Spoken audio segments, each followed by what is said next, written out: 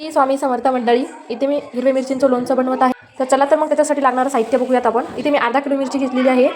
2 भागामध्ये तिला मी असं कट केलेलं आहे.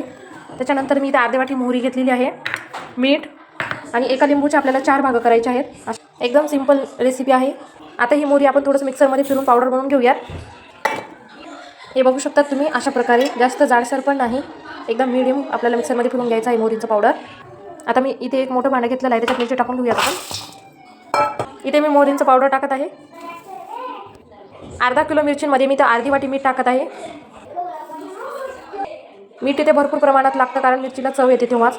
आता याच्यामध्ये आपण कट केलेले लिंबू टाकूया. 2 किंवा 3 लिंबू टाकत आहे मी कट करून. आता हे मिश्रण आपण सगळं मस्त मिक्स करून घेऊयात. मस्त असं आपल्याला मिक्स करून घ्यायचं आहे. मोहरींचं पूर्ण पावडर मिरचींना लागलं पाहिजे आपल्या. बघू शकता तुम्ही, अशा प्रकारे लिंबू टाकल्यामुळे मिरचींचं लोणचं तिखट नाही लागत. एकदम सोपी पद्धत आहे लोणच्यांची. हे बघू शकता तुम्ही, अशा प्रकारे मी मस्त असं मिक्स करून घेतलेलं आहे. आता मी हे मस्त असं मिरचींचं लोणचं एका काचाच्या भरणीमध्ये भरणार आहे. स्वच्छ अशी धुवून मी काचाची भरणी घेतली आहे. तर 8 दिवसामध्ये आपली मिरची ही एकदम नरम होते आणि खायसारखी होते. तर आपल्याला या लोणच्यासाठी तेलसुद्धा काहीच असं लागत नाही. 2-3 साहित्यामध्ये आपलं लोणचं तयार होतं.